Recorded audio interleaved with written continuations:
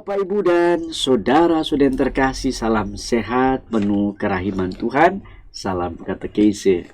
Berjumpa kembali dengan Pojok Iman, di mana kali ini kita masih menampilkan kupas tuntas tentang kerahiman ilahi, khususnya membahas hal-hal penting terkait dengan novena kerahiman itu. Dalam novena selanjutnya digambarkan wajah jiwa-jiwa yang bagaimana menjadi intensi antara mereka yang betul menjadi kesukaan, tetapi juga ada yang betul menjadi keprihatinan. Maka intensi-intensi ini disampaikan dalam novena kerahiman. Begitu anjuran Tuhan Yesus kepada Santa Faustina, dan akhirnya dilaksanakan oleh kita bersama dalam novena kerahiman menjelang pesta kerahiman itu. Kita lanjut saja dalam tema kita yang ke-8 ya. Novena ke-8 itu adalah jiwa-jiwa di purgatorium. Nah, ini apa kepentingannya ya?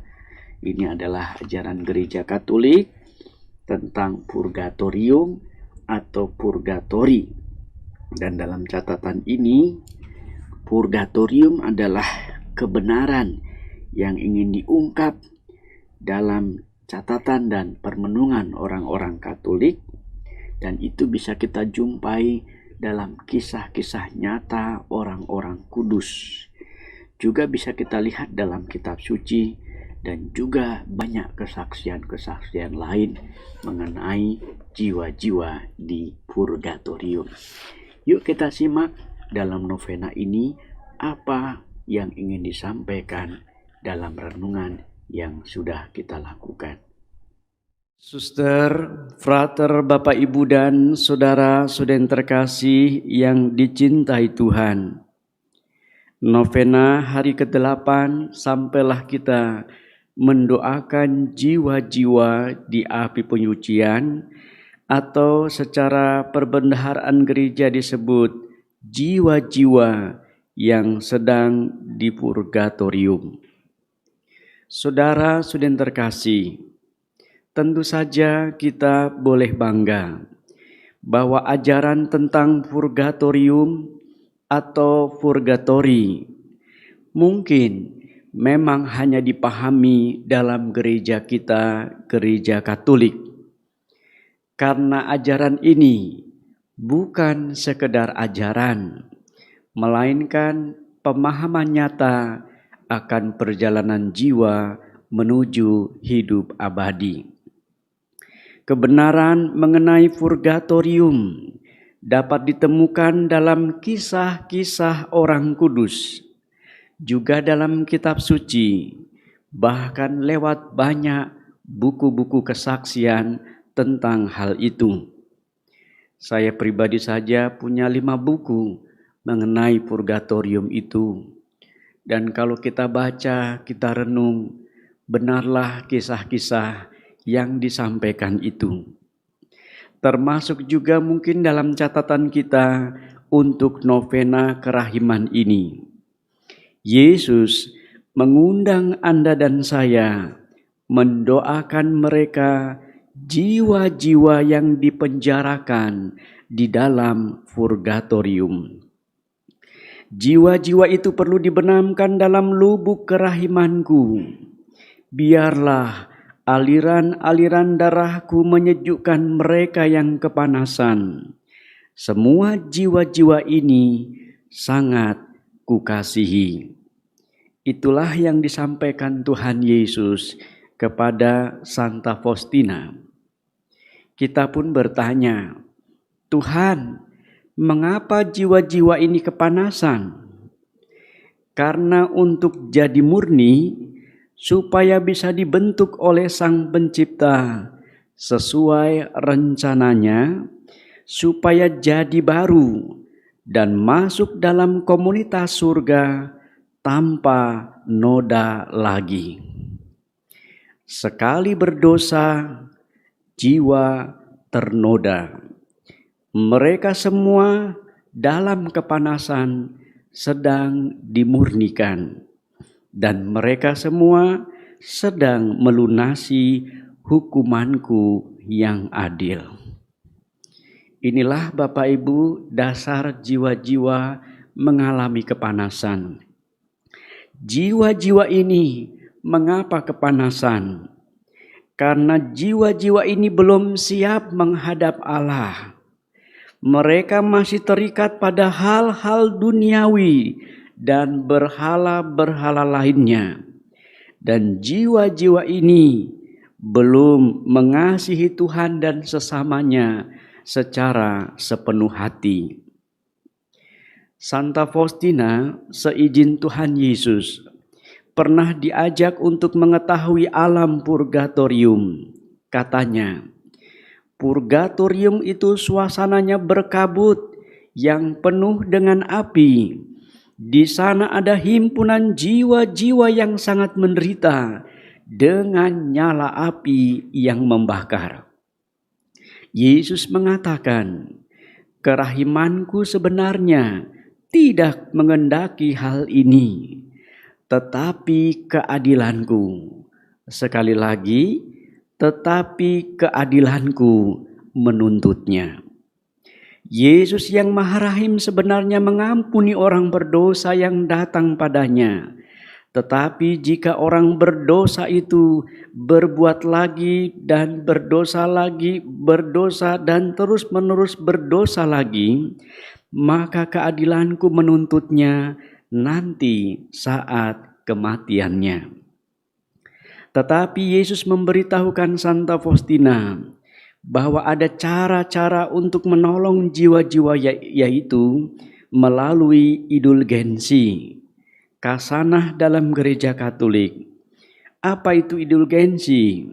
Yaitu segala kebaikan yang ada pada gereja, hidup dan karyanya, termasuk Paskah Tuhan kita Yesus Kristus, termasuk jasa Santo Santa dan juga silih kita, itu semua akan meringankan penderitaan jiwa-jiwa di purgatorium, asal dipersembahkan demi jiwa-jiwa itu. Kemarin saya menyampaikan sebuah silih, dan kali ini lebih lengkap ditampilkan oleh Tuhan Yesus cara-cara untuk menolong jiwa-jiwa saudara-saudari kita dan jiwa siapapun. Bahkan Yesus mengatakan, Faustina, engkau memiliki kekuatan untuk meringankan mereka dengan doa, dengan ekaristi, dengan perbuatan baik, dengan berdoa khusus, dan dengan berbuat silih dan mati raga. Kemarin sempat ada pertanyaan, Romo, mati raga termasuk silih? Bukan, tapi bagian juga dari cara-cara silih, agak berbeda. Banyak hal dapat dilakukan dengan doa-doa indulgensi. Maka berdoalah bagi jiwa-jiwa itu dengan koron kaku, begitu pesan Yesus.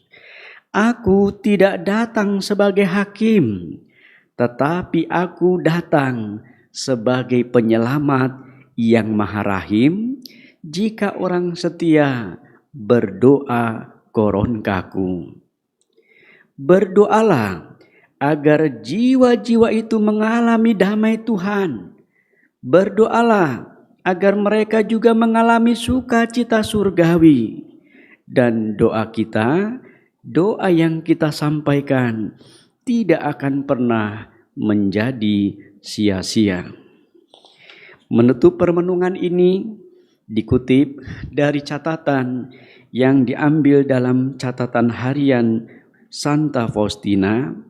Yesus mengatakan kepada Faustina, Faustina, kalau saja engkau tahu siksaan yang mereka derita, engkau akan terus-menerus mempersembahkan bagi mereka kemurahan hati dan melunasi utang mereka kepada keadilanku. Itulah silih yang kuharapkan kepadamu dan disampaikan kepada banyak orang. Utang jiwa-jiwa itu bisa dilunasi manusia di bumi ini dengan cara Anda dan saya mendoakan mereka. Inilah persekutuan para kudus, cita-cita gereja kita, Communio Sanctorum. Semoga dengan permenungan ini membuat Anda makin yakin dengan ajaran kekatolikan kita tentang purgatorium, tentang realitas kebenarannya, dan apa-apa yang perlu kita buat. Dengan keyakinan ini, kita lanjutkan novena kita. Nah, Bapak Ibu, sudah kita lihatkan ya, bagaimana kepentingan jiwa-jiwa di purgatorium itu perlu kita doakan bersama-sama. Itu selain karena yang digambarkan oleh Tuhan Yesus kepada Santa Faustina dalam catatan buku hariannya itu, menurut saya menjadi sangat penting sebagai tambahan informasi dari perjalanan dan perjuangan hidup kita di dunia. Pertama, dikatakan di sana, jiwa-jiwa itu perlu dibenamkan dalam lubuk kerahiman Tuhan. Biarlah aliran-aliran darahku menyejukkan mereka yang kepanasan. Semua jiwa-jiwa ini sangat kukasihi. Ini informasi yang sangat penting ya. Alam purgatorium juga bukan yang main-main. Ini tempat pembersihan dari noda dosa yang masih menempel di sebuah jiwa atau sebuah jiwa. Dan ini dibersihkan ya. Tapi pembersihannya juga di sini informasinya kepanasan. Berarti memang mereka mengalami semacam pelunasan hutang atas dosa-dosa yang pernah dibuatnya. Dalam catatan ini, mengapa itu mereka juga kepanasan? Karena tadi dikatakan untuk jadi murni, supaya bisa dibentuk oleh Sang Pencipta sesuai rencana dan kehendak Allah, supaya jadi baru dan masuk dalam komunitas surga tanpa noda lagi. Bagus kan ini ya. Berarti memang di surga itu orang harus sempurna betul-betul.